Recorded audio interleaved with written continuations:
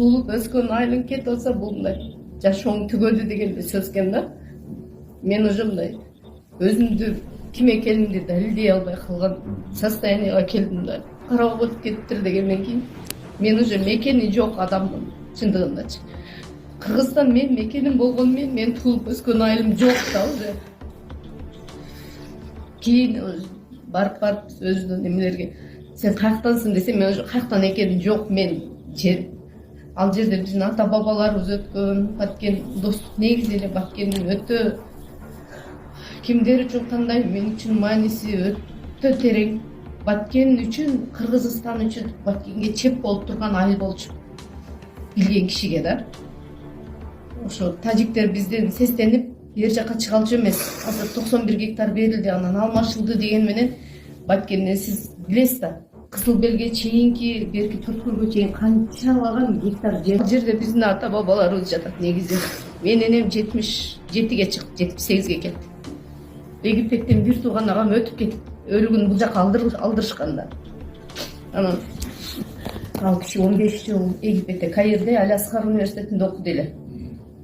Анан алыста жүрүп, куса болуп, сагынып, жетпей жүрүп, өлүгүн көрүп калдым. Ошонун жаныга мени койгула деп алдым да, мырза каздырып койгон экен энем өзүнөчү. Өтүп кетти деген күнү 3 күн такырындай неме кыла алган жокпуз да. Кетишке ыйлап атты. Мен Карабакта калам дейт да, мен тажик болуп, тажик паспорт берсе да мейли, лишь бы мени баламдын алдына көмсүн. Мен ошол жерде өлүгүм калсын, же болбосо мындай кичине эртерээк эле өлүп калбаптырмын. Ошонун жанына жатсам, оң жагымда Абубакир жатат деп мен санам тынчып, өлүгүм тынч жатмак. Мен эми кантип жашаймын?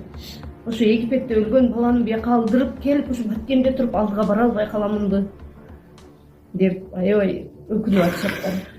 Бардыгынан дагы жакынкы арада өлгөн агаларыбыздын эжелери, карындаштары сөөгү чирий элек болчу. Эми булар эмне кылат, бул өлүктөрүбүз эмне болот?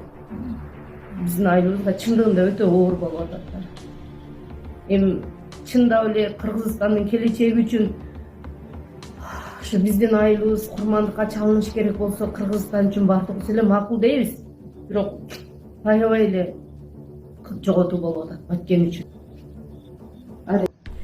Zeynep uşulatmadı, çekimlerken tolu vaziyette kaldı.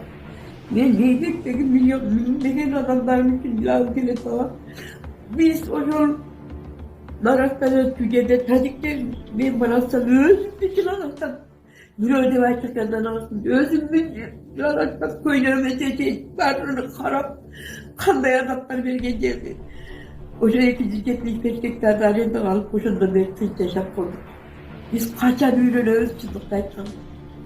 Biz bir ete aytабыз, kalganı bardığı bundaydın dağı çek olur tamam. Bundaydın da çek olur, oğatının da çek olur. Bir oğayı dağına oğat çek olur der. Yüreğim bitmeye atar, oturduktan hava sizge ömür. Çeksiz bakın. Batken'in atması oldunuz. Kırgıttan karşıya tanıtasın oldunuz. Мен ушул жерде туулуп, ушул жерде өсүп, ушул жерде окуп, ушул жерде чоңойгонмун. Ушул биздин айылыбыз аябай жакшы айыл эди. Макул бошко айласыздан макул болуп калдык эми. Ошо эмне кылабыз эми? Чоңдор эмне десе ошо. Чоңдорго баш ийебиз. Ошол эми өзүнүн айылыбыздан чыккыбыз келбейт эди. Азыр эми үйүңүздү салып берет да, балдарыңыз барбы? Балдарым бар, Кудайга шүгүр.